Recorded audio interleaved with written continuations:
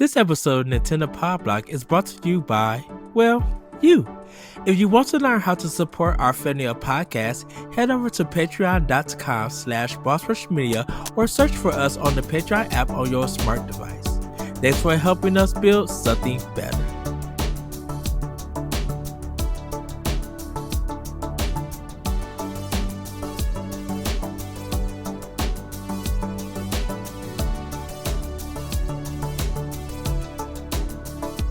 Hello everybody, welcome to Nintendo Power Block here on Boss Rush Games. I'm your host and Latin Insider Eddie B. Joining me is the one, the only Bossman himself, Mr. Curry Derrick. Hello, good sir. Hello Ed, it's good to be here today. It's a wonderful Sunday night, ready to talk about some Nintendo, some other things going on. Very happy to be here. Nice hoodie, by the way. Nice hoodie yourself, everybody. If you're looking, yes, this is the new Famicom Boss Rush hoodie, Super Nintendo, or Super Famicom, I should say. And Game Gear. It's the Game Gear one. You know what? I thought it was the Super Nintendo one. Yes, Game Gear, everybody. I'm sorry. No, but the Super Nintendo with like the multicolored circles interlocking is also a great idea. Yes. Right. I gotta write that down. Hold on, I gotta open my notepad. Gotta write that down. And so, everybody. side tangent on that, Ed. I'm trying to come up with cool designs that are more than just like our logos on shirts. Not that like people don't want those and stuff, right? But like, I'm trying to come up with alternate cool versions that remind people of things, but also have our stuff on it. Mm-hmm. So yes. I'm also working on a really cool Xbox one. I think it's cool. I showed Ed a little bit. It's more of like the logo. It's more of like the logo if we ever rebooted Arsenal X or whatever. And I don't know if when we have time, that's something I would really like to explore at some point. But that in standard def, really. But we just don't have time to do it right now. But it's kind of cool looking. Yes. So I think I'm going to do it. Yes. So everybody can see Corey is wearing our Boss Rush Media hoodie. I'm wearing the Game Gear one. You guys could get these at our store on just go to bossrush.net, check out store, and it will take you there. You could get it in shirts, hoodies, different sizes, whatever you would like. And I am definitely loving this one. I had to get an extra large because I'm just like, I know this one's gonna feel snug and everything. Yeah, feels really good. This hoodie feels a little snug, but it's just encouragement to lose some weight. Go ahead. I just want to say the other logos I really like. The Talk the Walk logo looks really cool on a hoodie, by the way. Just the road sign. Looks really good. Looks really cool. And then obviously we have like our Pride and our women's rights logos and our trans rights logos and stuff. So those are all up there too. But yes, which I got to start playing. Okay. I was going to say you wear the Pride hoodie all the time. Yes, I love that Pride hoodie so much. it's so nice. It's simple, but I just love that color on the black, and it's just like, oh, this is so beautiful and everything. The thing is, I hate that logo for the Boss Rush podcast. It's like the previous logo we had before we reverted back to the old one. But like for the the rights logos shirts, that logo holds colors very well because you can just swap the line art out in and out with different colors, like the rainbow for Pride or the different pinks for, it just holds colors really well. Yes. I know I gotta probably order a new one for our Pride panel this year. I gotta start reaching out to guests for it because I think this year's Pride panel is going to be a really good discussion. Definitely with the things that's going on with trans people and just the gay community in different states, definitely in the South. Like, it's going to be a really good one this year, and I'm really excited to have those discussions. But everybody, before we actually get into the show, we actually do have kind of like two news things to talk about. I know Kurt is like, huh? Well, the first one is Lance Reddick. He was 60. He was the voice of Commander Zavaka or Zavala. So Zavala.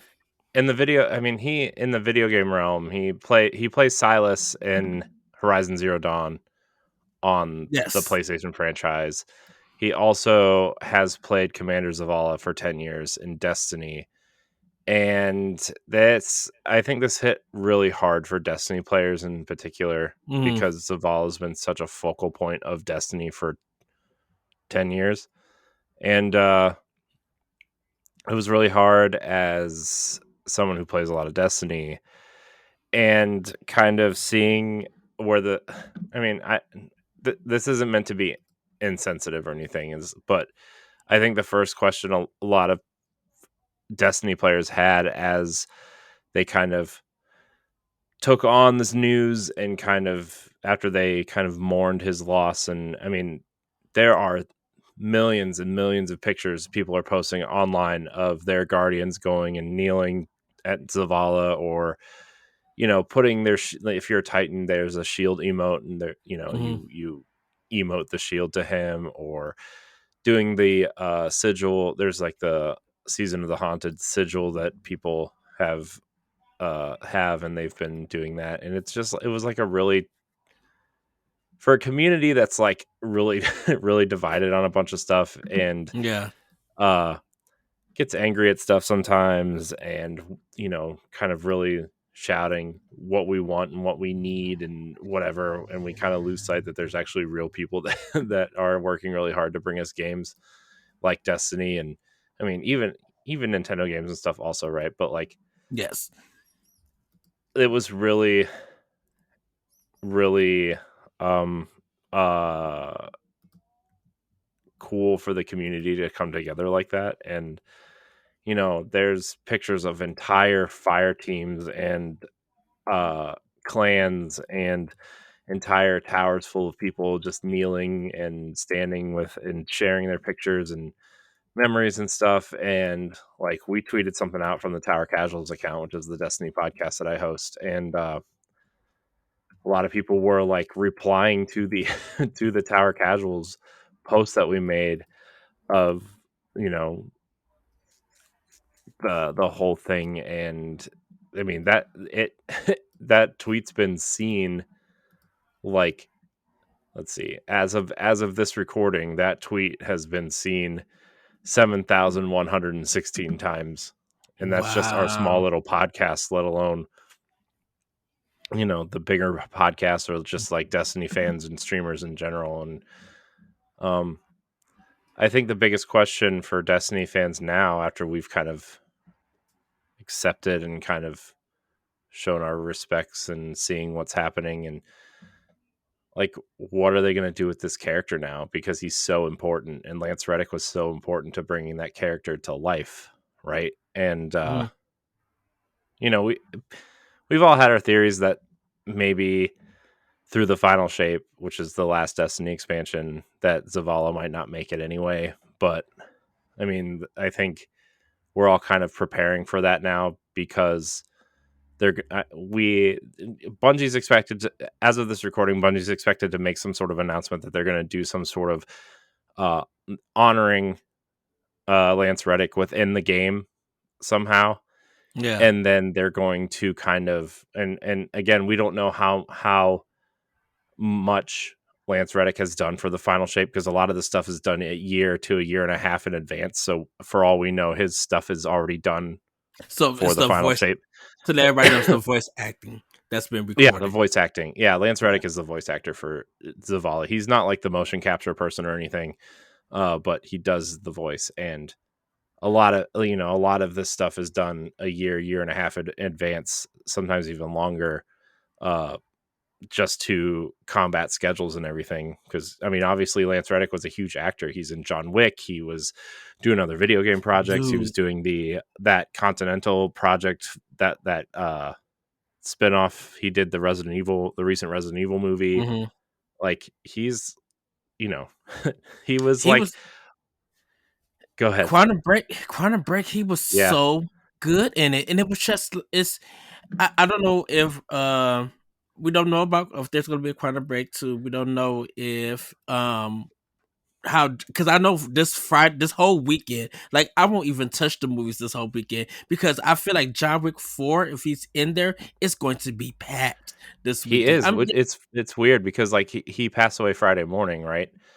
On Yes. Wednesday, he had a video on Instagram about John Wick 4 and how he hopes people enjoy the movie, like just like an Instagram video. And And may I say before you go, I'm sorry, Corey, for him no, to be 60 and the way that he looked, he does not look 60 at I all. know I didn't know he was that old. I mean, I knew he was kind of up there just based on like the stuff that he's been in. Like The Wire was Hmm. like 20 years ago at this point. Uh, but yeah, I didn't realize he was that old. But also, like 60 is still really, really young. You know, Yeah. it puts a lot of things in perspective. Really, you know, Yes. and it was really So. sad. And as a fan of him in general, and as a fan of Destiny, and obviously you brought up Quantum Break, and I really love Horizon as well. Like Yeah, he's good it's and he's it's great in that. it's going to leave a huge hole in those franchises for sure moving forward. You know, because for those who played Horizon Zero Dawn and Forbidden West, he's like the main villain, essentially. Like what are they gonna do? You know, Yeah. and And it's gonna leave a huge hole for people who really love his work and appreciate him as an actor. And the fact also, like, and for Destiny in particular, I don't mean to keep going back to Destiny, it is a Nintendo podcast, but like he plays Destiny, like he's a huge Destiny player, and like the night before he passed away, his profile showed him playing Destiny, like he was still playing. And it's just it's a big loss for everyone. It's just, you know it I had a was really hard time processing that news. I know it was out of the blue. It really was out of the blue because like Yeah. didn't nobody know he was sick or anything. Yeah, nobody And really then knows. It said like all the reports are saying he died of natural causes, you yeah. know, which is like, well, that's worrisome in of itself, you know. Yeah. I, I know when I started seeing the pictures for Destiny, it took me a minute because I'm just like he was in Destiny, and Mhm. I didn't think of his voice or anything. Uh, Mhm. so when I started seeing the pictures and seeing who they were talking about, I was just like, okay, now I understand. Now I know and everything. And so, Mhm. no disrespect to the Destiny players, I kind of hopped off Destiny after I finished the game, but I got the DLC. I gotta get the last one. I still got to buy the new season and stuff, and get and just go into that world. Um, but it was just interesting because to me it came to mind for movies and Quantum Break. Mhm. When they mentioned Horizon, I'm just like, that is right. He was in there, but I'm like, I think because he comes so later in the game in the first one, you just don't think about it. And then just like, well, he's in the end cutscene of part one, and then seeing what he's done in part two and everything. And I feel like that's gonna probably with Horizon 2, that's probably gonna go up in sales. I think people are gonna be buying stuff that he was in or playing do stuff and watching stuff that he was in to see his work and everything. Um and I know that sounds kind of crazy that a lot, the companies are going to profit off of his death and everything. But I'm like, people who don't have it or who know part of his work probably going to try to get all of his work that he was in. It doesn't happen always, but there are people out there who do that when a celebrity passes away and everything. So I really wanted to bring that up because I know he meant something to the Destiny community, and I just feel like his work really spoke for what his craft was and why people loved it. He was kind of person that could play evil and be good in a sense. And Well, he played there's not Wesker in many. the Resident Evil movie. Whether people thought it was good or not, that's a different Oh, the Netflix whatever. one. Yeah. Yeah, yeah. Well, they said he was kind of like the best thing of that TV show and everything. Well, yeah. So, I mean, that's a given, I uh, think. yeah, but we But just, I think, here at Power Block and kind of just Boss Rush in general, I think, um, even though he didn't have anything really to do with Nintendo, I think he had a love for games. I feel like probably, and I think he probably played some Nintendo games and stuff. But I just wanted to get that out and everything because I think definitely yes, Destiny's not on Nintendo or anything. Like I even looked up to see if there was anything Nintendo related that whether it's first or third party, and there's really nothing there. I think he still should definitely get some love and respect for the Nintendo community for all the work that he has done and I mean, everything. I think he should just get respect from all entertainment communities. Mhm. He was just such a joy to listen to, right? He had that Yes. powerful kind of really great voice and very iconic voice, very iconic presence, especially recently with uh besides Destiny and Horizon, but with something like John Wick also, right? Like a Yes. lot of people talk about his kind of it's not a huge part, but he's iconic in that movie series as well. And it's a big loss, and he's going to be missed by a lot of people for sure, Yes. regardless When of our where Yes. And our second news, everybody, Boss Rush is presenting a new podcast coming soon called Jump Off Point. And Chris giving me this crazy look. Jump Off Point is going to be our conversation show where not only do we talk about trends that's going on Tinder or on Twitter or social media, but we're going to be talking about some of the Boss Rush banters that our writing team delivers daily on bossrush.net. So, you know. it's gonna be such a fun game. The show's gonna be hosted by me and Jesse. Corey's gonna join in when he can or if he decides to, and it's coming later on in the future. So we hope that you guys do check it out. We would definitely love the feedback if you guys are enjoying it.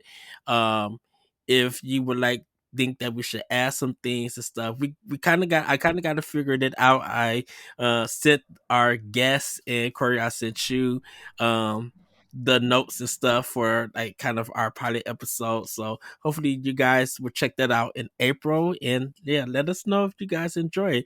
It's Yeah. gonna be a really fun thing because we're mixing it's not just going to be about games, but it's going to be kind of just things that's going on in the world, conversation pieces that we want to have or we normally don't have here on Boss Rush.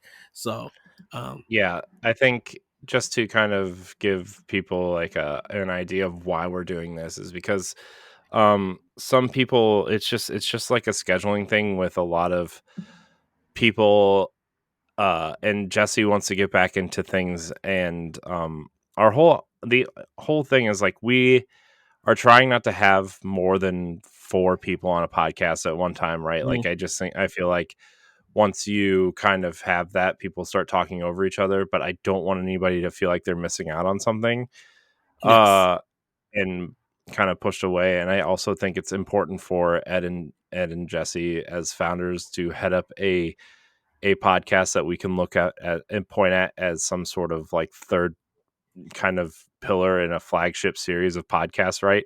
And I think this is interesting that we can get our writing team involved. We can get guests from outside involved and just pick topics from all over. I mean, if there's a gaming topic, yeah, I would love to talk about that. Like I already have a gaming topic in mind since it's been trending for like 3 months, right?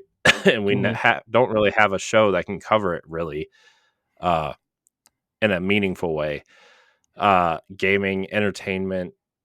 If there's something else trending on Twitter, like I don't know, if I go to explore and hit trending, let's see. Um, let's see. My wife would like this. 90 Day Fiance is trending. I mean, if somebody really wanted to talk about something like that, I guess we could. Yeah. Major League Baseball is trending because spring training is going on. If we have a sports fan who wants to talk about, like, I think this could do some very interesting things. Or, also like our major topic of the show, like Ed said, will be a boss rush banter, just to get the website stuff more involved as well, and Yes. kind of, because we don't really, as much as I would like to, we don't really get the website involved as much as we should probably to on the show, right? Or on Yes. any of the shows. And I think that's a good way to kind of get people in, looking at our featured stuff. And then obviously, if you look at our YouTube channel, we've been clipping out the topics from the Boss Rush podcast. And I think if we clip those topics out too, just as from a growth standpoint, we could clip those out, make those separate clips on YouTube. We could also put those clips into the Boss Rush Banter articles as they come around, or we can go back later and add them, right? So, yeah, and I think it's going to be fun. I Yeah. will probably be on maybe like once a month, I would say. But this is really a focused show for Ed and Jesse and our writers and, you know, guests from Different outside. guests. Like, like I think, especially when there's certain things that are happening, like when a new Star Wars something comes out, Mark Harriman comes to mind, would be really cool to have on the show. Some Marvel things coming out, Todd or Charlie from Secret Friends would probably be a great guest, so yeah, I Yeah. think it's going to be a cool show. And I'm excited. Not excited to And make new assets or anything, but I think I'm excited. and I know the new thing for me is that for a lot of the trends, a lot of the topics that whatever comes, it gives me a chance to get be educated and learn so I could speak about them. Cause trust me, I don't know anything about sports, but if somebody want to talk about some sports stuff, I'm gonna take the time to be like, okay, let's talk about it. Let me learn, give me the gist of it, then okay, let's have this conversation and everything. Mhm. And that's going to be a big, to me, it's going to be a big learning thing. Because I think sometimes when you have a conversation, and it's good when people know stuff and have that dialogue back and forth. But when one person knows something and another person doesn't know, it makes the conversation better because it's informing, it's education, Mhm. and sometimes goofiness could come out of it. So, I am excited for this. Guys, you will be able to check it out in April. We don't have a release date yet in April, but we cannot wait for you guys to check it out and let us know what you guys Yeah. think. And I think to on that note, we're trying to really like rework the schedule to fit this in on a day that's going to make sense. And Mhm. I think Wednesday really makes sense for that show. And it'll be just like the rest of our shows. It'll be 2-week early access if you support us on Patreon. And we'll see how it works out. But I think Pow Block on Patreon, Pow Block will still be on Tuesday, but I think it'll also be released on Wednesday. So you'll get 2 podcasts on Wednesday if you're not a patron. So that's also cool. I think maybe, Yes, but also be a patron and get all of our podcasts for $1 early, yes. all of them. Uh, you can So check them out now. yeah. Also, Ed and I are also going to be trying to head up some interviews while Celeste is on a hiatus. Hmm. Uh, I know I'm already going to set one up with Celia Schilling. She's the marketing director over at Yacht Club Games. I'm really trying to after PAX um, have her on again because she was really interesting, and I wanted to ask her way more questions than I did, but it was that's not the show for that.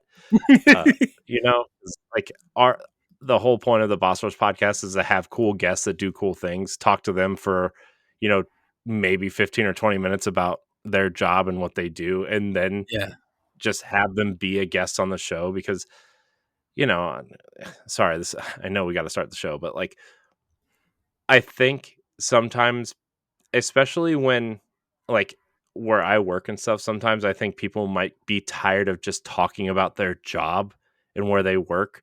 And I want to have cool guests on, and like, yeah, we'll interview them in a 1v1 situation at some point, but like just allow them to feel like a person instead of like, oh, you work for, Way Forward. Tell us about Way Forward. Tell us about Shantae. Tell us about all these things that you probably talk about all day, every day. And, now you're spending it in 60 to 75 minutes with us talking about the same thing outside of work. And it's like, let's let them feel like a person for a minute and let them just Right. hang out. And so that's, Let them nerd out with us.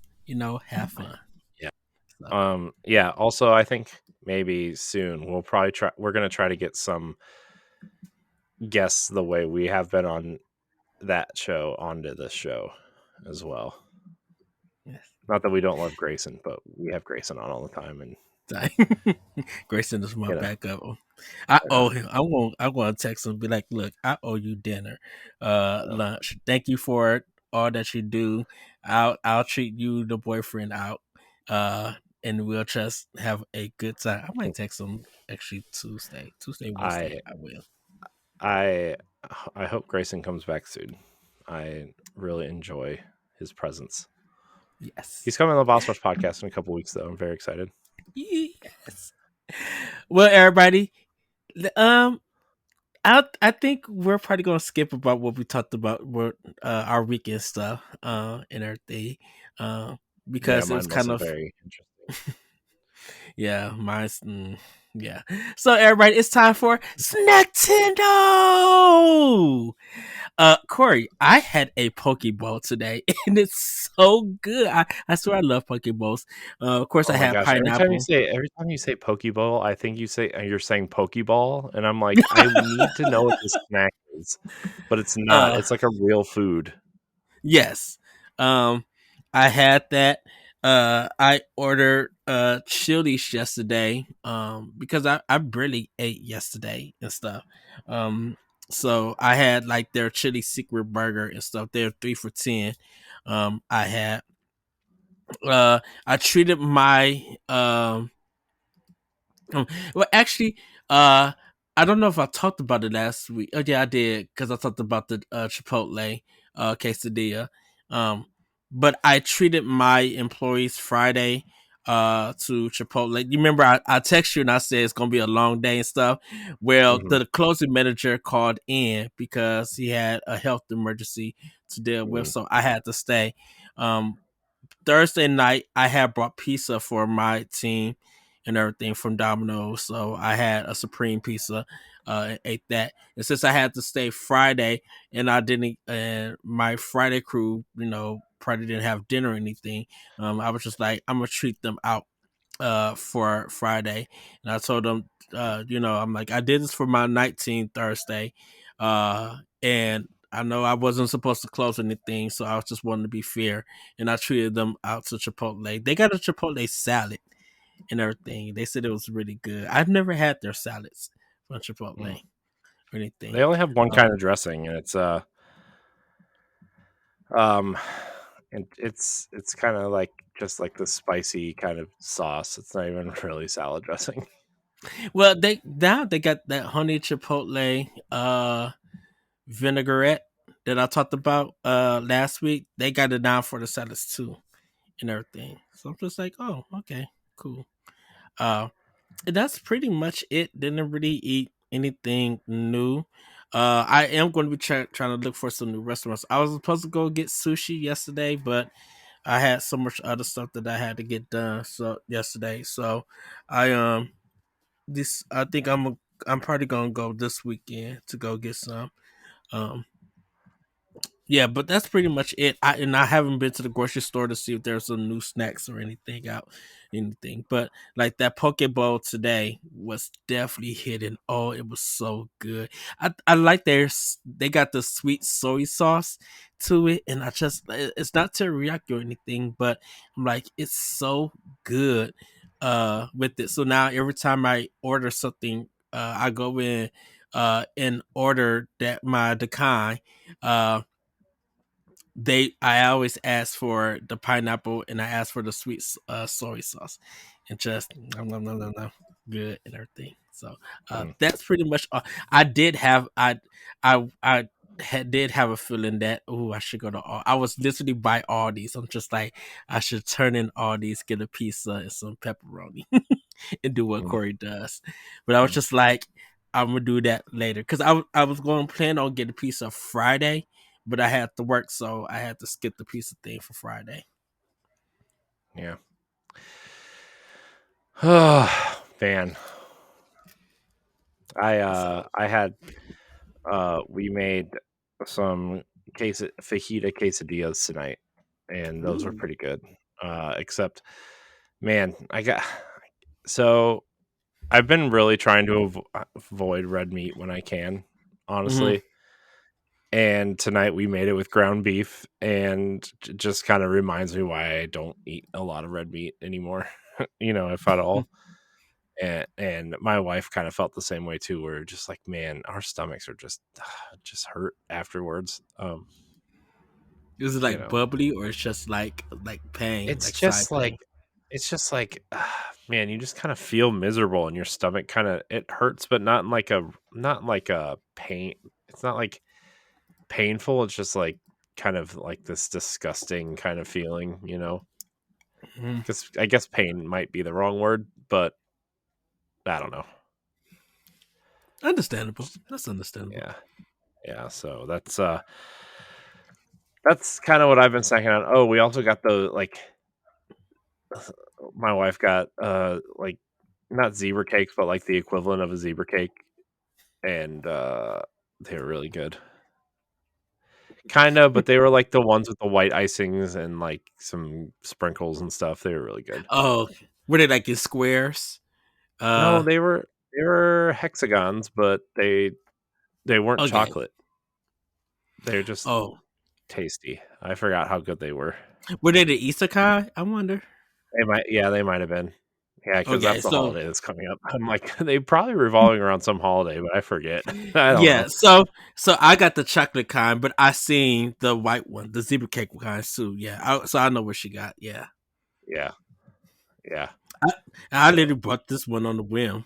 I was just like, oh, they got them out. I'll just try them. Get a yeah, little snack. So, yeah. So, yeah, but that's kind of all I've been snacking on. If you want to be a Patreon producer, head on over to patreon.com/bossrushmedia, and find out which tier is right for you. Our Patreon producers at the $5 tier or higher for this month are Adriel Munger, Austin Campbell, Celeste Roberts, Christian S., Sana Dierig, Francisco Santillan, and Rebecca Jewell. Thank you for your continued support. well, everybody, it's time for Play with Power. Corey, I'm gonna let you start. What have you been playing with Power? Great. I've been playing a little bit actually. I mean, last week I recorded like 7, 8, 9 podcasts somewhere in there to kind of give the team a little bit of a break during PAX. Obviously, PAX is next weekend or this coming weekend, I guess, and just to give everybody who's not going the week off and everybody who is going time to enjoy it and not have to feel like anybody's missing anything. So that's kind of been my week. I also guested on Crossroads last Tuesday, so that was Yes, another night taken up. But I see you answering my question. So, thank you. yeah, we were making fun of you. It's fine. Why? What the heck did I do? We were poking fun at you.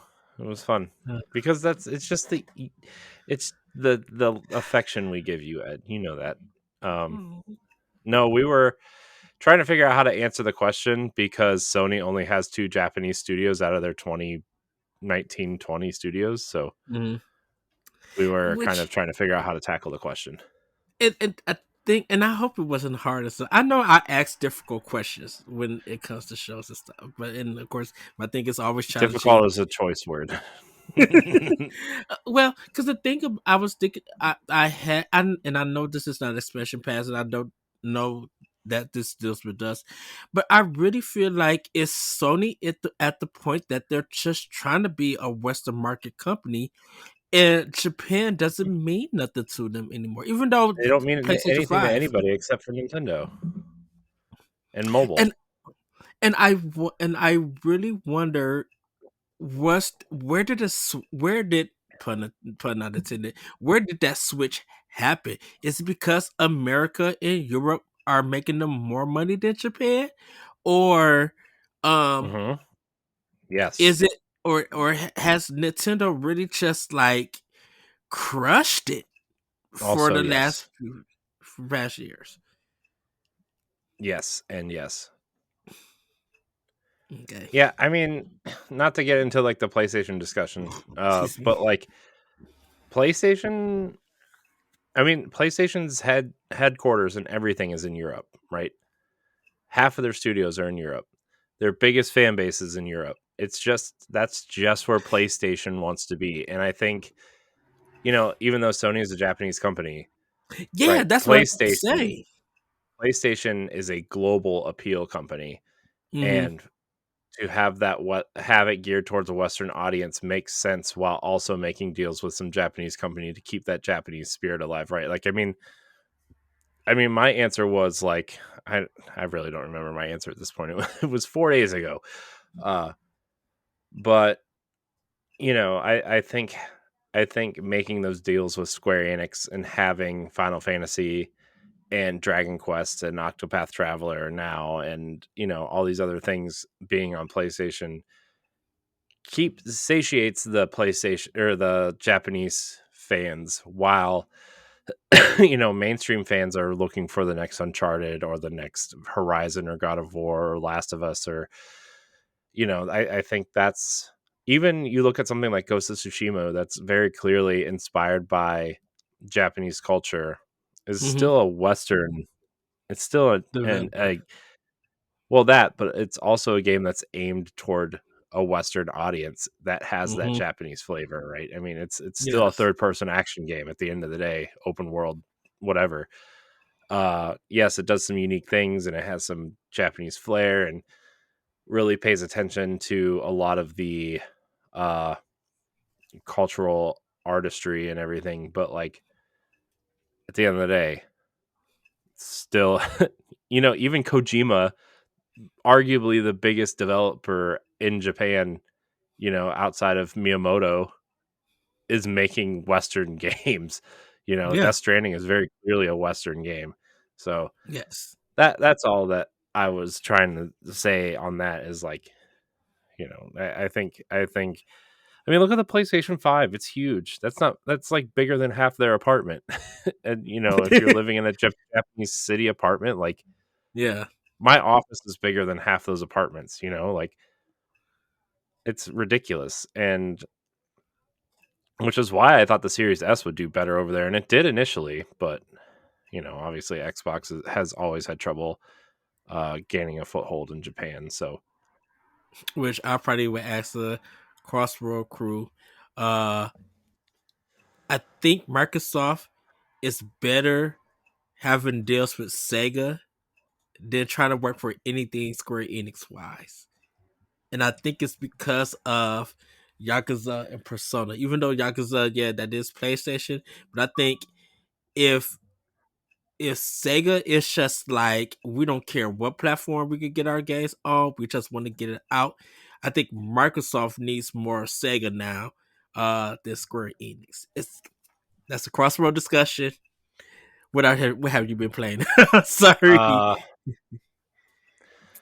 I played some Super Mario 3D World. So now that I'm kind of done with Hogwarts Legacy, I've finished that up. It's time to Mm-hmm. move on. And before I start Resident Evil 4 remake for book club next month, which I'm not really looking forward to, but I'm taking one for the team.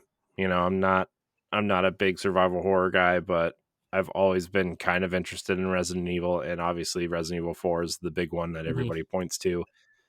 So It's kind of yeah, the I'm big boss rush game for everybody. yeah. Uh, so we're kind of getting that book club ready. Boss Rush Book Club, you should check it out. The first episode is available for all people. Check it out on our YouTube channel or on the Boss Rush podcast feed for Hogwarts Legacy. Unless you're planning on getting it on Switch and haven't purchased it yet, then maybe hold off. But because we spoiled the whole thing, but we did 2 episodes on that, and yeah, Resident Evil 4 is our next one. So between those two, trying Mm-hmm. to really trying to really get some color in my life before I go shoot zombies, you know. So I've been playing Super Mario 3D World.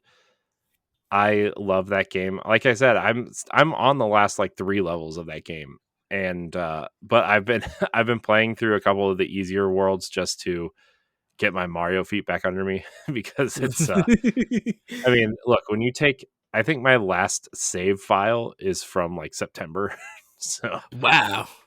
uh so it's been a while, but I've also been playing. I also booted up Link's Awakening, to because I I have 2 dungeons left in that as well, and hopefully I can finish off those 2 games.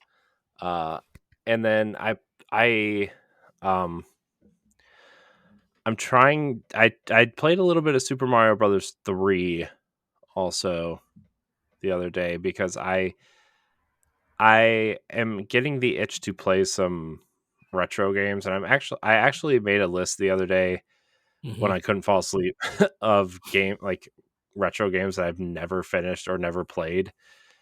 And they're most of them are, if not all of them, are available on Switch. And like a Ooh. lot of the Castlevania games I've never played. I want to play through the Mega Man games. I want to play through, you know, some of these Super Nintendo games I never really played because I never had one. So, it's one of those things that I'm just like, maybe I'll get to these someday. And yeah. Do you care So, if but I played along, or you? you can do whatever you want, Ed. I don't know where to start, and I don't know where I'm starting. Uh, but that's kind of where I'm at right now. I mean, definitely. I think it'll be good for us. Just maybe hop on, just play together. I give you some tips or anything and stuff. Uh, no, sorry to intrude in the meantime. Nope. No, I got a message. I was reading it.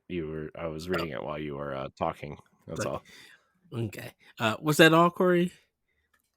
Uh, Uh, I mean, I've also been playing Destiny. Also, I mean, there's nothing really to say on that, but that's kind of it. I haven't played Disney Dreamlight Valley in a week. I'm kind of concerned for my town and my people, but you know, I got other things to do.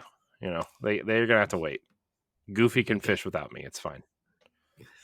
Um, so I did buy Bayonetta Origins. I have not started yet. I have it. I'm going to be diving into it and talking about it next week. I wanted to wait because since the game came out, people have been picking it up and playing it, but not much word has been going on about it. So I just want to give it a week before I start talking about it. Um, Dude, I'm at 80 hours in Octopath Traveler 2. Um, this game is literally up there for Game of the Year nomination. It's so good with the stories, the battle systems. I'm still finding new stuff. The enemies are kicking some of the boss battles are kicking my tail, but the stories, like after you beat the boss and everything, it's just wow. Like this, a lot of a lot of the stuff is very mature, but it serves a purpose to what the game is leading up to. So definitely I'm enjoying it, definitely loving it. Started Vernal Edge. That was the Metroidvania game that we talked about last week for Pack Watch. Not too far in it yet. So I just was learning the controls and how it plays, and it's not too hard or anything. Stuff. It really has an N64 kind of feel to it, which I like about that. Um, Played Exo Primal on my Series X, the beta test. I like what they're going for. It feels good. I will say it. I was having Anthem flashbacks to it in a sense, and I think it's very arcadey and stuff. But I think I prefer Anthem's gameplay. Something about Anthem's gameplay felt tighter than the Exo Primal's gameplay is not bad or anything. I wasn't having problems with it, but there was a lot of button presses that that I had to do to it was just a lot of confirming stuff.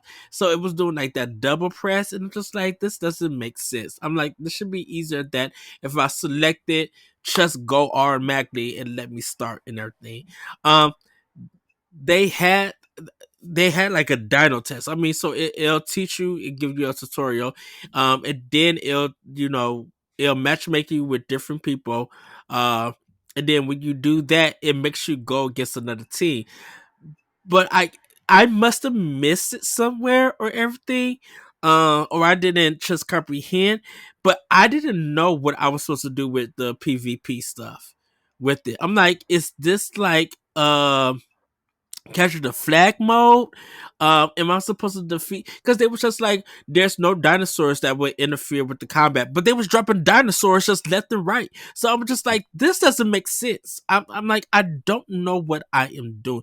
We got demolished. I'll take the loss. I don't care. I'm like, I enjoy shooting just the dinosaurs. So if the game was just this, if this was just the campaign of me shooting different dinosaurs and matchmaking, I'm fine with it and everything. Like I got the gist of the story and everything. But I Mm-hmm. was just like, this PvP stuff, I don't know what it is. And I I got my feel of it. I'm like, okay, great. I exited out and then uninstalled the beta. Just took it off. Because I was just like, I don't know what the PvP is. I understand what the game is going for. I'll wait for reviews for it. Yeah, it just didn't offer. It just, I don't know. It didn't offer me anything. But I'm like, this would be a great single player game if it was just that. Mm-hmm. Or if they want to do matchmaking, I would rather have this than have any kind of PvP that I just don't understand and everything.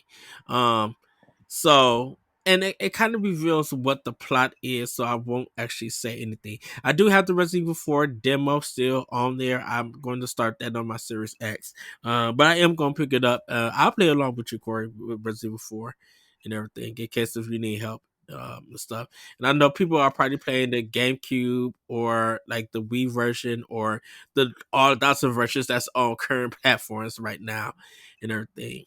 I actually just Yeah. brought. Oh, go ahead. I'm sorry. Oh, I was gonna say I don't know if I should try to play them both or not, but because obviously like Resident Evil 4 is already available on Xbox in multiple ways. Mhm. Because the Xbox 360 version is backwards compatible, and then they also made a 4K version for Xbox One. So and now they're remaking it. So there's there's all kinds of ways. But we, just to reiterate for book club, we are covering the remake. Although it would probably be helpful to have someone. I think Stoy may join us for that. Okay. I mean, I don't know for sure, but we'll figure it out then. But uh, it would probably be helpful for someone who played the original religiously, and because Stephanie and I have not played it all the way through, and you know, yeah, I have, yeah, I have it on, no beat one it on cares, Ed. GameCube. Beat it on GameCube. Got the Wii version. I got the whole collection on PS4. And then I got the whole collection. I actually got the whole collection on Xbox because I bought Resident Evil 6 Seven I still need to beat. I have Village that I need to play, and I gotta work my way through six because I never played six. And then I just bought Resident Evil remake and then Resident Evil Zero. They was like $4 each on Xbox for their sale, Capcom sale. So I pretty much got all the main Resident Evils and stuff. I didn't do Revelations 1 and 2, even though I got Revelations on Wii U and everything. So yeah. Um, if they offer an easy mode, Corey, for Resident Evil 4, if you decide to play like the original one, I say go ahead and play that. Play it on easy and everything. So Yeah, I mean, we'll see. I'm not 100% sure yet, if I'm going to or not. Just because, mostly because of the controls, not not because the game is like. I don't think Resident Evil 4 is exactly that scary. The reason why I didn't play it is no, because of the controls, to be honest. So, you know. yeah. Uh, so yeah, that's pretty much what I've been playing. Um, I know there's a lot of stuff that's dropping this week and everything, and I haven't returned to Metroid Fusion, even though I need to. And I Mhm. need to do Metroid Prime also just to finish it out I know and there's everything. so many games that I need to finish, and I wish like man, there's a point where I wish I had like definitely had more time to do all these things because like focusing on three separate things, right? Like I got to focus on on Nintendo's stuff because of this show, and I really have to focus on Destiny because of Tower Casuals, and then I have to focus on probably something else because of of Boss Rush stuff, and it's just like it's all over the place. Um, Juggling so much. yeah, Yeah. so. Well, everybody, it's time for Femi News. Corey, take it away. Oh boy. Okay. So our first it's not really news, but it is pretty significant that um Eiji Aonuma is turning 60 on March 16th, which was, a couple days ago as of the time of this recording. Happy birthday to the legendary producer Eiji Aonuma. Aonuma-san turned 60 on March 16th. Although there wasn't any Zelda news or updates for Tears of the Kingdom, we still want to wish him a belated birthday on this Nintendo Power Block. I think we would be lying to ourselves if we didn't, as much as we love Nintendo and cheer on Owada and Reggie and Mm-hmm. Miyamoto. I think we would be lying to ourselves if this show in particular didn't owe itself a great deal to Eiji Aonuma because of our love of Zelda. And obviously this show really took off when Breath of the Wild and the Nintendo Switch came out. And, Mm-hmm. Yeah. this Zelda is important. I think it's important to all of us in many different ways, which, oh, by the way, definitely pre-ordered the Majora's Mask and Twilight Princess amiibo, by the way, I gotta this see a past week. Best Buy. Gotta see a Best Buy have Nope. them. I got the Tears of the. They're They're all gone. no, they're retailer exclusive. Ah. Twilight Princess is GameStop. Majora's Mask is Best Buy. So Okay. just to keep you up to date on that. Also, go to GameStop and pre-order it. Do not order it online because they try to charge you $12.99 shipping for a $15.99 product. Just saying. Ooh, $12.99. Are you it's a kidding? mess. Ugh. Man, I can't say this too loud because I hate GameStop, man. They just rip you off so much. But I wanted that Yes. collector's board for some dumb reason, and I want the amiibo because, like, the Skyward Sword, Twilight Princess, and Majora's Mask amiibo are the ones that I don't have. And I was looking at them on Amazon. I'm like, okay, well, I could probably sell some stuff and then buy one for $40 or $50, but who wants to spend that on an amiibo? That's ridiculous. Right. Sure. All Anyways, that Ed. when it comes to Twilight Princess, all that mattered was the Wolf Amiibo that came with it, Oh with the no, Wii U no, version. if the Wolf amiibo, if you can't use the Wolf amiibo in this game, I'm gonna be so upset. By the way, did you see that Amazon Japan is selling um Tears of the Kingdom with something like 15 amiibo for like $150 or something. No. Yeah, and it ships to the US, but also the shipping on that's like a ton of money. But it's like it's all the Zelda Smash amiibo. Mm-hmm. It's all of the Breath of the Wild amiibo, and it's Wolf Link amiibo, I think. Something about Amazon Japan is about to pop off. And I think because I know people say they ship everywhere with a lot of stuff. I think a lot of people about to start ordering stuff from there. I think they're probably going to start competing with Play Asia on a lot of things, right? For Okay. international shipping, Yeah. I think they see a market there. Not that people don't use Amazon Japan already, but like they definitely, I think Amazon sees some sort of competition there with Play Asia, and so maybe they're going to start looking into that in a more meaningful way, or not. It is Amazon, so Yeah. When I asked you that question, we was talking about Amazon, people ordering for Amazon. We had that discussion last week. I put out just that question, be like, how many people have stopped pre-order for Amazon and went somewhere else? And a lot I of people didn't. that I know, but a lot of people who responded to me were just like, yeah, I stopped Amazon and switched it to Best Buy because of the pre-order stuff of it shipping late and everything. And I understand. I know you mentioned Pride and everything, but they were just a lot of people just like they just did like their practices with that. I'm just like, oh, that's interesting. So Yeah, I'm also looking at the Fire Emblem amiibo. The Japanese imports are actually really cheap. The Krom ooh, one is only $25, and the Tiki one's only 28. well, nice. Oh, and the Korin one is only 25. Hmm. Sorry, I'm since the amiibo are becoming more and more available, it seems. I am hopefully not restarting my obsession, but also maybe looking at them. Oh, I really hope that this Skyward Sword Link amiibo is available somewhere at some point because it is $70 on Amazon. Oh wow. I feel like I could just walk into Target and find it and be like, let me buy this. Anyways, Zelda, Ed. We should Yes. probably talk a little bit about Aonuma and Zelda. I think we'll talk about that because we got a question from uh and a question block about it. So Mm, yeah, happy mm. birthday, Anuma.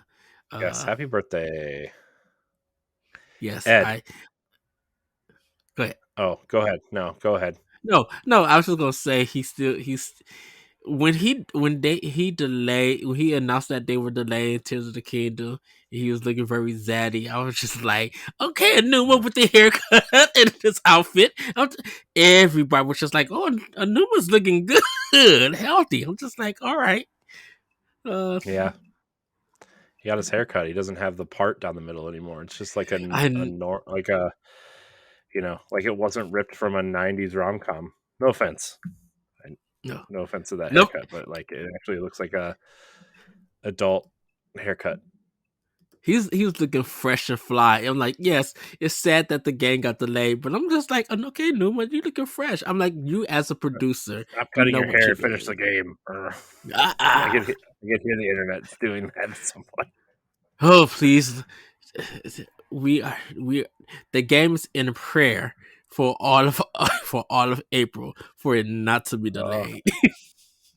look, man, I just really want that game to be good to if go. You dude, know? if tears get delayed out of May, all the only big game that we're going to have is Redfall. No disrespect to Microsoft. Shout out to them. Ooh, we need Yeah. tears in the May. Uh, but go on, Corey. I'm sorry. Oh, I was gonna say, Ed, are you ready to race? Yes.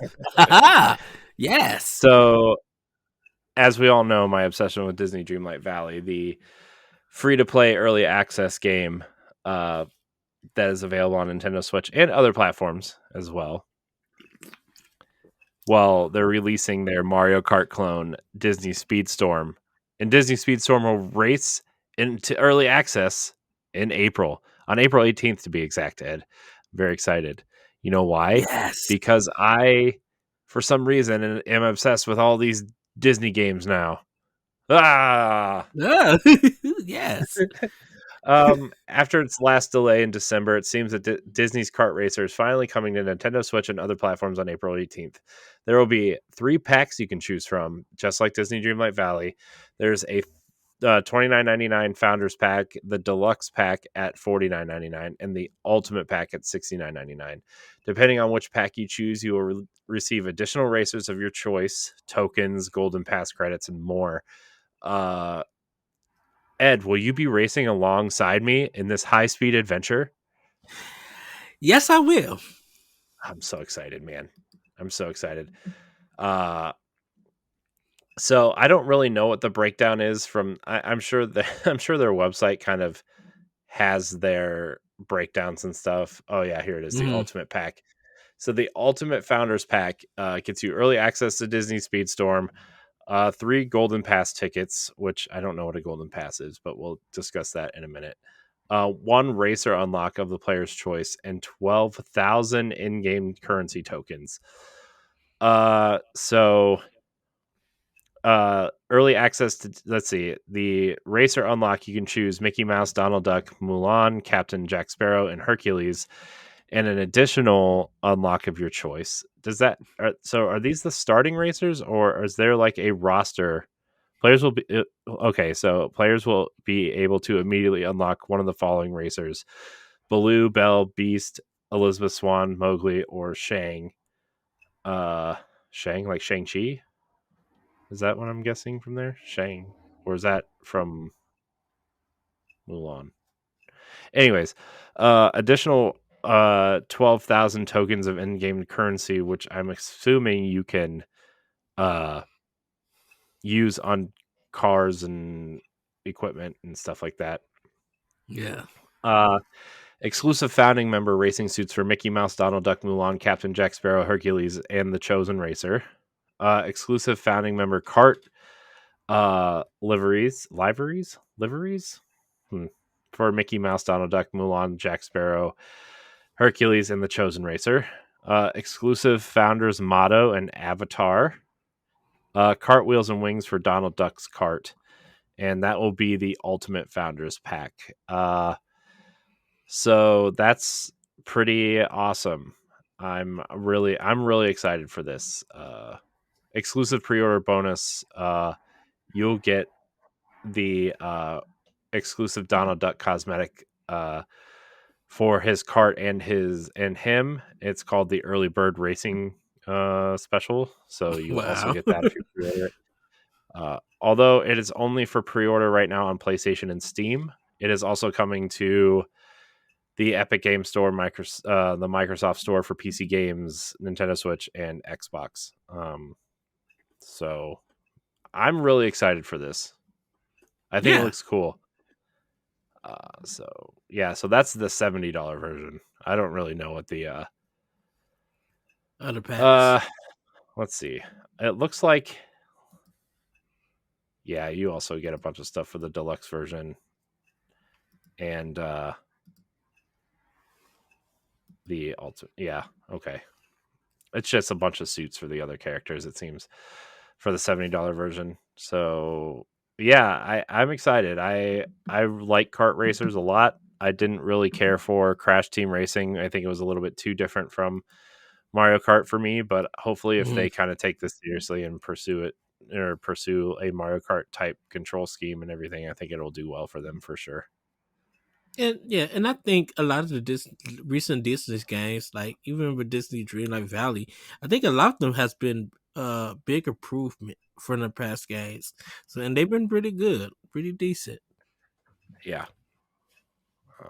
So yeah, check it out. I'm excited. I will probably be talking about this game for a while, especially because no offense to Nintendo, but their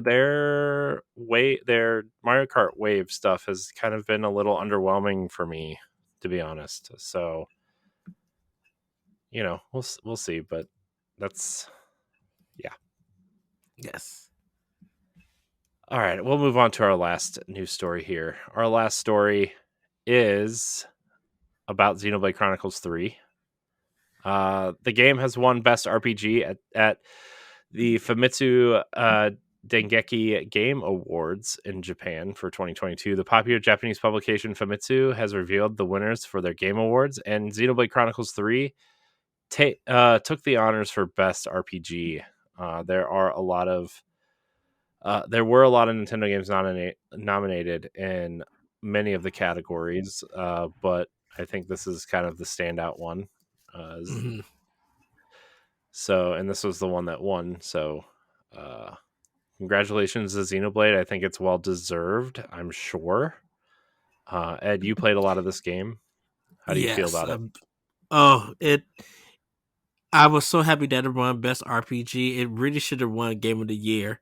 Also, um, like once again, the music, the story, the voice acting, the gameplay, just everything about Xenoblade Chronicles 3 is like top tier, like 10. It's so Mm-hmm. good, so and everything.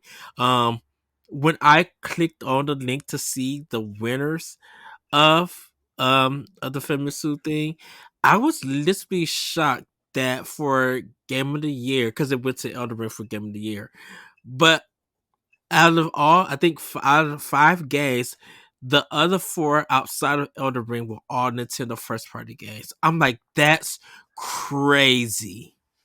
Yeah. Well, I mean, Nintendo's huge over there too, right? So, Yes. I mean, But I just didn't I literally did not expect for Nintendo to just like uh well, Monster Hunter Rise Sunbreak, even though that started on Nintendo platform and it's all out on everything. It was just like exciting to see that it was on there and stuff, um, and everything. I There are some stuff that's on here on the list that I've never heard of, um, that I might go like literally check out. I know Tears of the Kingdom Run most anticipated and mhm. everything, but like I was I kind of like how Famitsu did their list of games and the titles that they got have on it, because I'm just like, this is something that they don't have in America, and I kind of like. I'm like, if we were able to incorporate what they have on here in America, I think making the Game of the Year kind of list or Game Award list would be bigger than ever than expected. Yeah. Yeah. I mean, it's no secret that Nintendo has really captured the Japanese audience this time around, especially with stuff like Mhm. Splatoon and uh, Xenoblade, and just a bunch of other stuff in general. So, Fire Emblem, I'm happy. I'm happy that they are capturing that audience. So good for them. Good Yes. for them. All right, Ed. Well, let's move on to what we like to call Pack Watch. There's quite a bit coming out this week. Quite a nice set of heavy hitters here. Remnant from the Ashes is coming on March 21st. The kind of Soulsborne ish from Focus Entertainment, and the developer. Who's the developer? Is Airship Syndicate, right? Or is I it? Hold on, hold on. thought I gotta look it up. wasn't it THQ that did the original one? Uh, it is, but they published it. I want to know who the developer is. Oh, okay. Because Gunfire Games. I knew it was a All studio right. that did one of the Darksiders games. But it looks at Gearbox is publishing this one. Oh, interesting. Gearbox Publishing, which spoilers for a future episode of the Boss Rush podcast, but we're gonna have Andrew Reiner, ex Game Informer, and now head of global publishing at Gearbox, on the Boss Rush podcast I am in May. jealous. We're gonna have him on in May, I think. So, I want to be on that episode. uh, very excited for that episode. Mostly because of Game Informer, and that I still watch episodes of Replay almost daily. But please ask him about Sonic the Hedgehog on the 360, because man, that one was hilarious. I mean, they played the whole game. They did I this know, so series. bad. There's a clip episode of all the craziness that goes on, and they're just laughing. It is So good. so funny. Yeah, it was that. That's very disturbing and funny at the same time.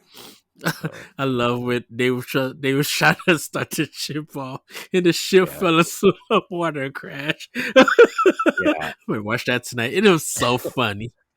yeah. So we're gonna hopefully talk to him a little bit about uh, Remnant 2 and Hyperlight Breaker, which they're also publishing. So very very excited, but not to not to make this about that, but yeah, Gunfire Games did this, and I'm interested to see how this runs on the Switch.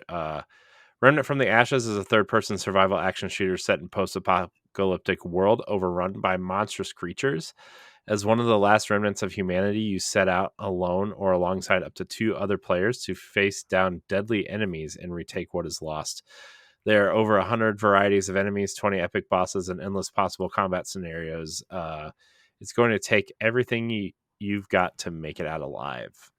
Yeah, the levels are procedurally generated to some degree, if I'm not Mm-hmm. mistaken. Yeah, me and Jesse, we're thinking about how we definitely got to hop back in and finish the first one, Right, because before it two was came on out. Game Pass for a while, but I don't think Yeah, it's there anymore. It might still be there. it may still be. Yeah, I know that I ended up buying it after me and Jesse seen it at E3 2019, 2018 or 2019 at Yeah, that for the E3. I was PC just like, gaming yeah, show. Yeah, yeah. I that was was just like the like, big. yeah. Yeah, Oh, go ahead, Corey. I was gonna say that was like the big game from the PC gaming show that year. It looked so good. We were just like, oh yeah, we definitely need to play that. When I understood it was a Souls game, I'm just like, oh, this looks definitely fun. Yeah. Hmm. Yeah, so that's exciting. All right, so the next game, Have a Nice Death, is coming on 3/22. Have a Nice Death is a 2D action roguelike. Man, it's already just crossed out for me. Where you play as an overworked death whose employees have run rampant, completely throwing off the balance of souls and his vacation. In order to restore order, you'll have to grab your trusty scythe and show your employees who's boss. It's funny, side tangent real quick, Ed, before we talk about not about the next game. Yeah. So on the Boss Rush podcast, we had Celia Schilling from Yacht Club on, Yeah. and you know how Shovel Knight Dig is is kind of a roguelite game, and Yes. almost started a tangent about how much I hate roguelikes. But tried really hard not to say anything Hmm. because I do think the game is fun overall, but I don't like the roguelike aspect of it. Yeah. um, but luckily we talked about Pocket Dungeon a lot instead. So, but uh, yeah, that was like really hard for me to not just blurt out I hate roguelikes that entire episode. It's the As I genre, not the game. Yeah, it's definitely the game plays very well. It plays just like Shovel Knight, and it's so much fun, except it's a roguelike, and I hate roguelikes. Uh, it's fine. Anyways, our next game, which I'm very excited about, comes out on 3/24. I am going to play it on Game Pass, though. MLB The Show 23. Uh, MLB The Show 23 gets you closer than ever to living your baseball dreams on the diamond. Shock the game and own the show with your favorite players, your favorite rivalries, and all your favorite MLB moments. Um, So I listen to the Ultimate Cleveland Sports Show every day, which is kind of like this newer daily sports show on YouTube, Mm-hmm. and obviously they talk a lot about the Browns because this is a Browns town first and foremost, Cleveland, and the Cavs, which are going on right now. But they talk a lot about the Guardians also, and I'm actually like more invested than I have been since like the '90s when they went to the World Series as the Indians. And so like I'm actually like excited to play MLB The Show this year for Oh like wow! in like kind of like a real way. Uh, so and last but not least, uh, I want before you go over MLB The Show. I'm not going to pick it up this week. I'm going to pick it up following week.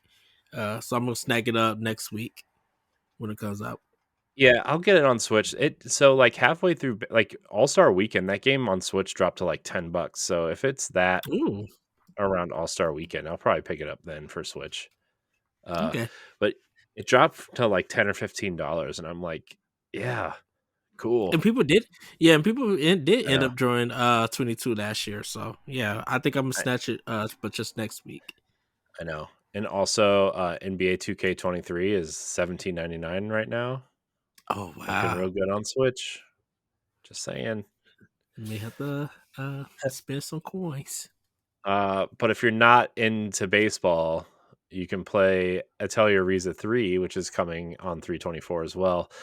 The story begins when a group of islands called Kark Isles appears near Riza's hometown.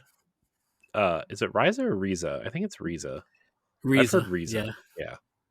Yeah. Uh, Seeing this as a threat to her home, Riza and her friends investigate the Isles and discover ruins with a huge gate. Just as Riza approaches the gate, the strange voice echoes in her head, telling her to reach the code of the universe. What is it that lies beyond the gate, and what does the code of the universe mean? In hopes of finding a way to save her home, Riza and her friends set off on a great adventure that revolves around a key and the root of alchemy. I do plan on picking this up, but I kind of now want to go back to the other two games. I It yeah, seems like it's a time thing. Riza, out of all of the Atelier games, it seems like Riza is the most beloved. Yeah, because it's more of like an action game, an action RPG Yeah, for it. it seems like, I mean, it just feels like another one of those games comes out like every 2 months or something. But every Yeah. time a Riza game comes out, everybody gets really excited. Although they are remaking the original Atelier game apparently, Oh, which I know okay. some people are excited for. There's like 40 of these games, so they date back all the way to like PS2. Shoot, it's this and the Trials games, Trials of Heroes and stuff like that. I'm like, oh, good googly woogly. These are big, but I know nothing about them. Yeah. So, all right, it's time for Game Fact Advance. Yes. Do you want to read it, or do you want me to read it? Uh, I'll read it because there's a lot of Japanese names. What? Because I'm white, I Uh, don't know Japanese names. have you tried to speak a lot of Japanese names? No, you read it. I don't want to read it. I'm too late and sad. uh, I Splatoon. hey, I read Oh, Japanese names today. I read Eiji Aonuma. That was a yes. big, and I said Famitsu and Dengeki. Those are Japanese words. Yes. And Nintendo. Well, you want to regain effective action, you can. Nope. You Okay. can. I'm just being a jerk now. Splatoon. Yes, the series that started all on the Wii U. Hisashi Nagami, producer, Yusake Amano, director, and Tsubasa Sakaguchi, director, created the game together. You may remember Nagami introducing Splatoon 3 in the lab coat, but you may wonder about Amano and Sakaguchi. Well, Sakaguchi directed Nintendo Labo and was the original game supervisor for Smash Bros. Ultimate. He started at Nintendo in 2004, and his first game was The Legend of Zelda Twilight Princess as a character designer. Amano, who is now a director, got his first directing job with New Super Mario Bros. 2 and was actually hired to be a debug tester. His latest game was Animal Crossing New Horizon in 2020. He's been with the company for 19 years, while Sakaguchi has been with the company for 18. And those two came up to mind because there's been so many advertisements for Splatoon 3 and everything. I guess with the new DLC that's coming out, and man, the Splatoon music has been knocking, dude. Like I'm just like, man, this thing is so good. I'm like, I don't know if it's the mixing, the arrangements, or what it is, but it's just been banging in my car, and so when I keep seeing the ads in the music for Splatoon 3, I just had to think about them, and I went back and watched the trailer from E3 2014. It was like a developers interview, and it showed those three talking about the game where they went to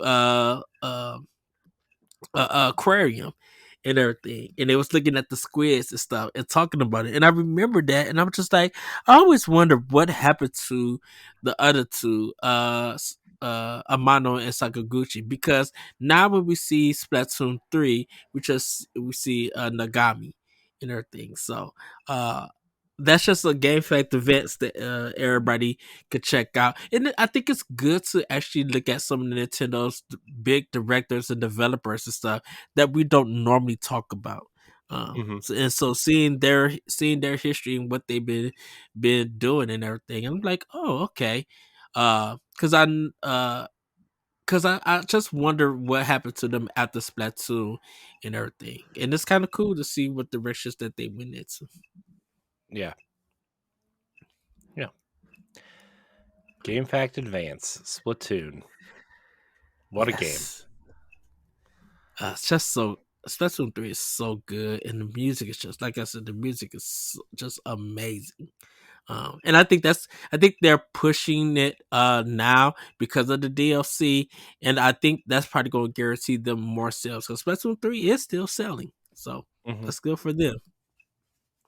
Yes. All right, Ed. What time is it? Question block. Yes. All right. So our first question is from Stephanie. She asks, "Do you think we will get a Zelda mini direct? I know they do them sometimes, but I've only seen them in other IPs like Fire Emblem and Xenoblade, and not Mario, Kirby, or Zelda. At least not in a long time."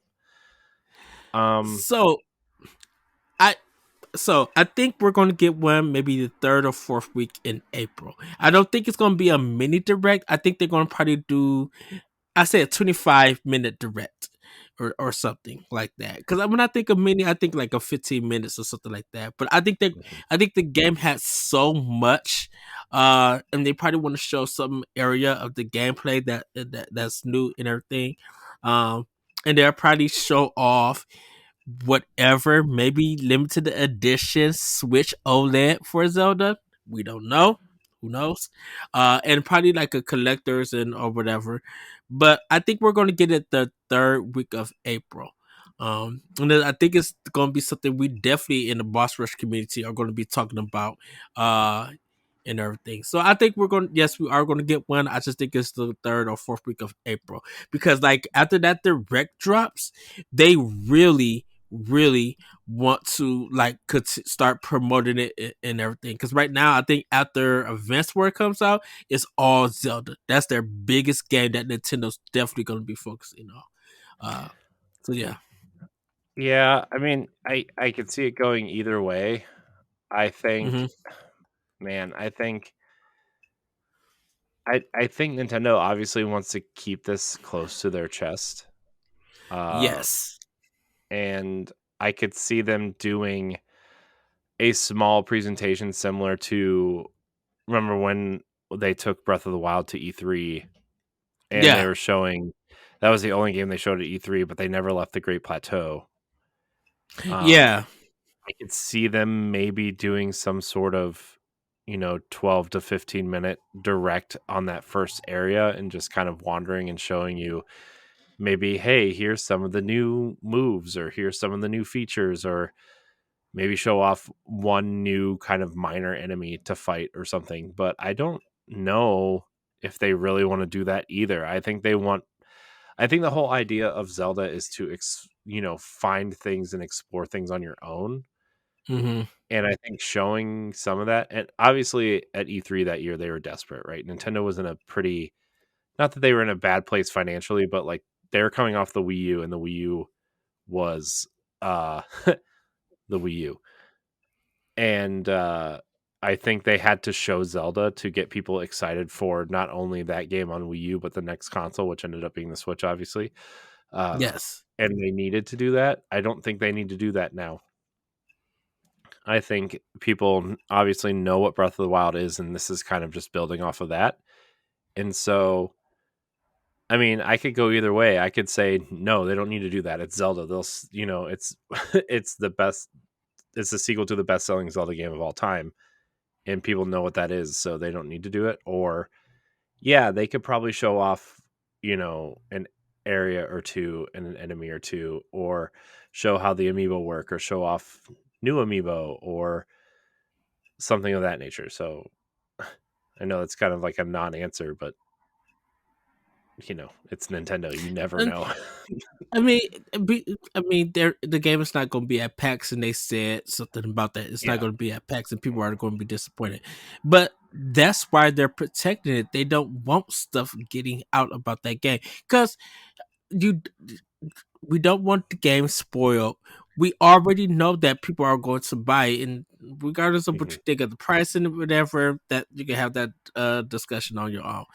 Um, I think they want everybody to play at the same time and get that same experience at the same time because to us there's a lot of new stuff, and we just know that next month that IGN or GameSpot or who all these big publications, we know they're going to get a review code for this game.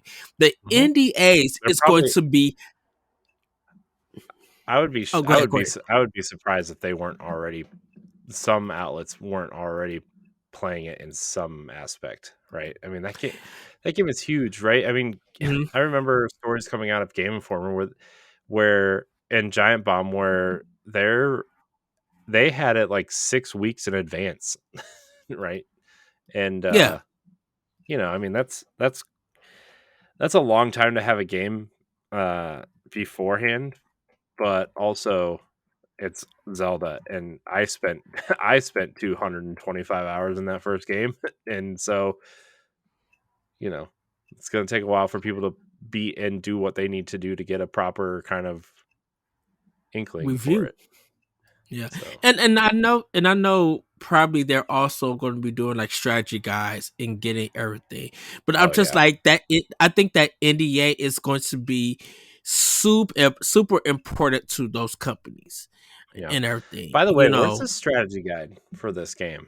I really want a strategy guide for this game. I love Zelda, and I have all the other ones. I just want some Mhm. sort of strategy guide for this game, like really bad. Well, I I I really feel there is going to be a strategy guide, but I don't book form. I don't think there's going to be one or I anything. know, but Um, man, but that really I kind of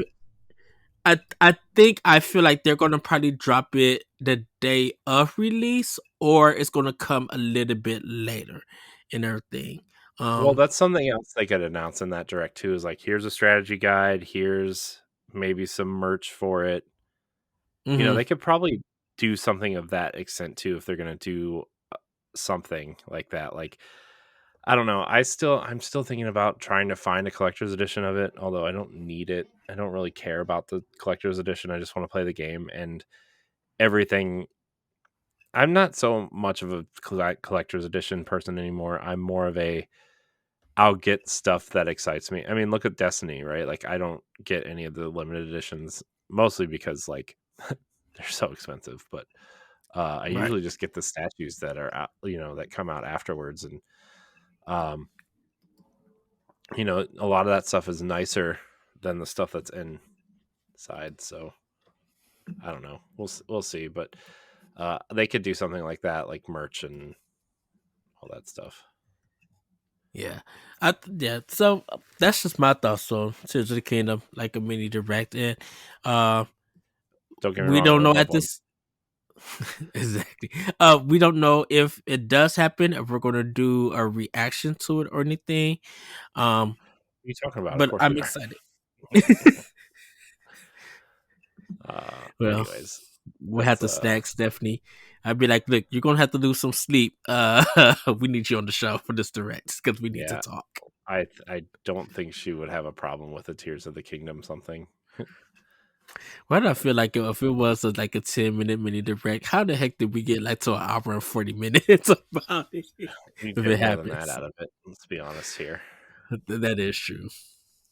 So, you know, whatever. I hope Tears of the Kingdom is good. Austin writes in. He says, "What TV or movie franchise would you like to see Nintendo make an exclusive game for? Bonus points if it's a franchise that that's never had a game before. What are these points for? Do we get things? What do we do? What happens? Bonus points of a franchise that's never had a game before. So, That's I um, think a lot of things games at this point. for for Nintendo, a lot of the stuff that they made has already been turned into game for, whether it's console, handheld, or mobile. For it. The only thing Where's our that where's our Despicable Me Pikmin game where the minions are the Pikmin and then oh no. uh no, the only thing that they would have is like their playing cards. Like if they did that like in a Yu-Gi-Oh kind of style or whatever, that would be like the only kind because, like I said, a lot of their franchises, whatever Nintendo creates as a franchise, is always going to be done in the video game and stuff. They never made anything just a straight animated or anything that is just for like TV and stuff. Everything that Nintendo makes has been for a video game outside of their playing cards. That's the only one. yeah. But Nintendo did have a red light district game, so Mm. they could literally could turn that into an M-rated game. Uh, that would be very entertaining. Like, um, turning one of their red light district stuff into an M-rated game that was more of a detective game like Hotel Dust or Mm. goodness, what is the one game that I brought that never came out to America? Hold on. The Go ahead, Corey. Detective Famicom Yeah, Detective Club. yes, that one, the Famicom Detective Club. Um, that's something that was only in Japan, but if they did something like that, that was like in their red light district with Nintendo, I could Mhm. definitely see that as a game. You know, Yeah. Hmm. Yeah, for sure. Uh, I don't know, man. For me, I guess I don't really know. I mean, let's see.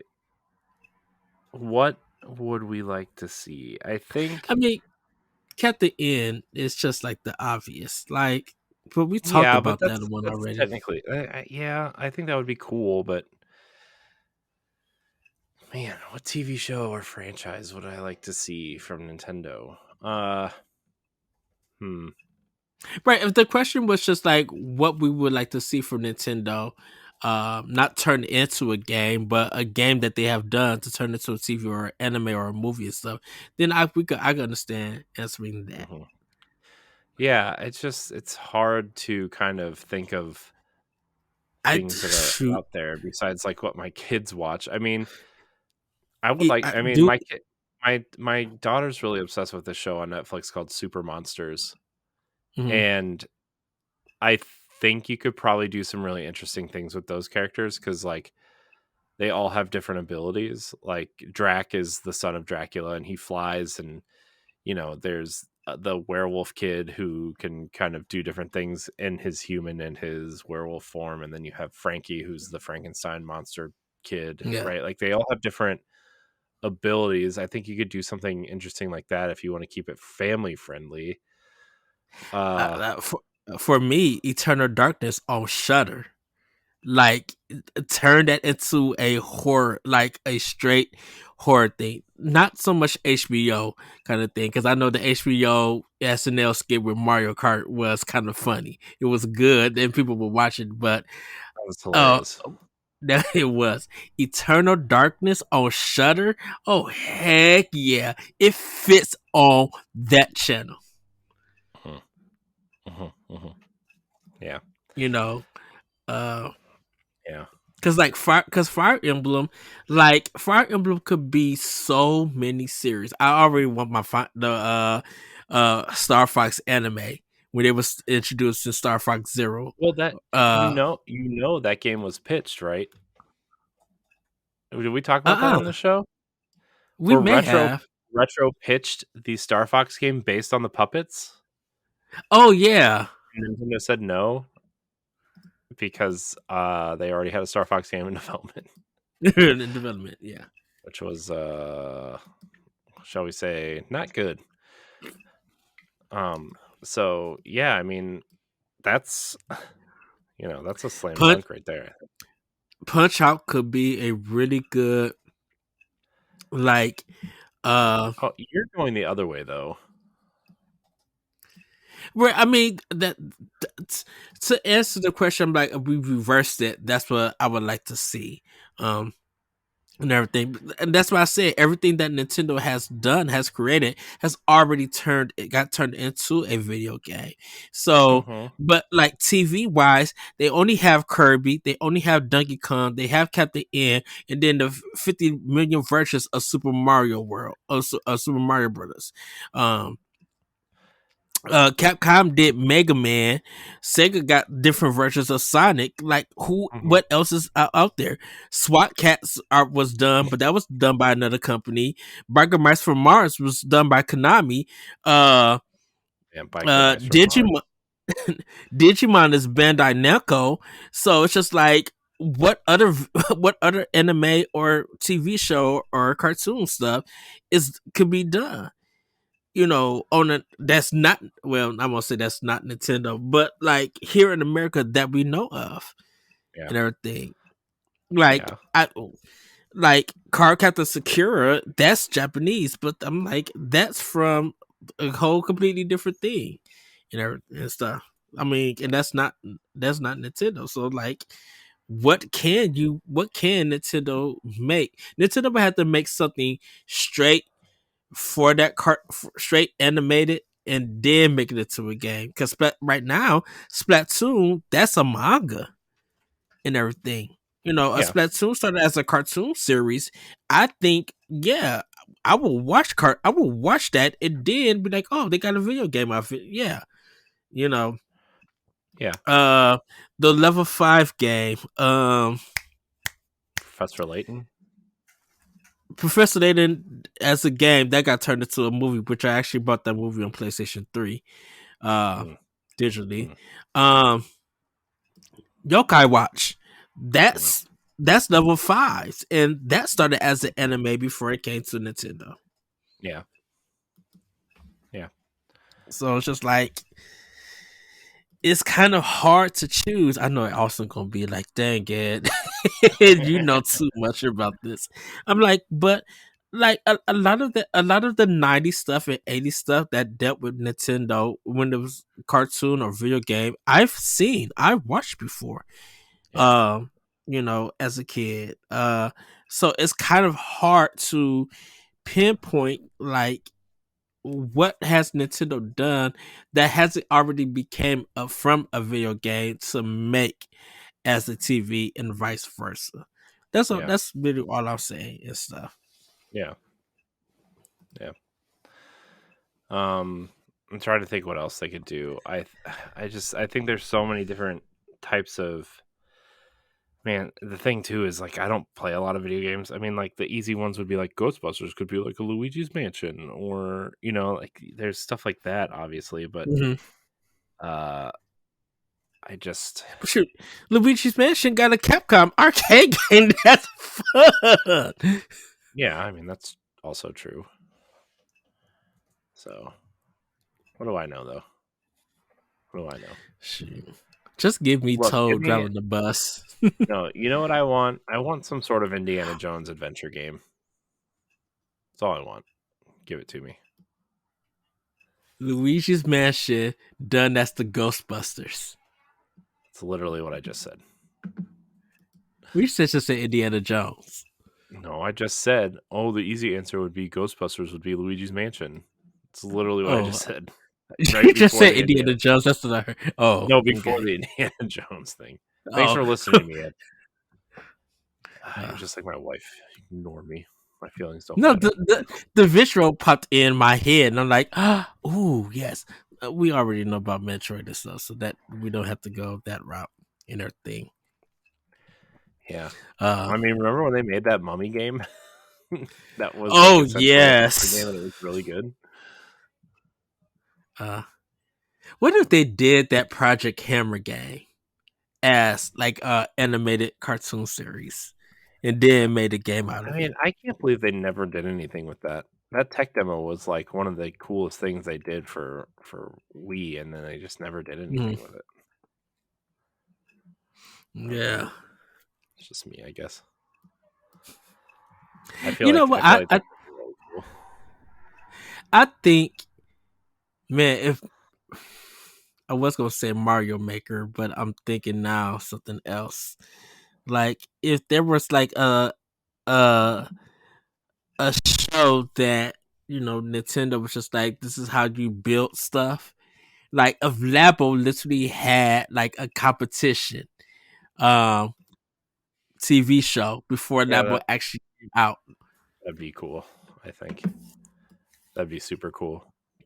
Although they already kind of tried that. Didn't they do like the Peacock did something with, maybe it was like Frogger or something, but some sort of gaming competition thing. They based it off of Frogger. It was not very good. So. As far as I can tell. I remember Sony had that reality competition with PlayStation. I'm like, the testers or whatever. Yeah, that was also not good because they weren't real PlayStation fans. So, anyways, good times, everybody.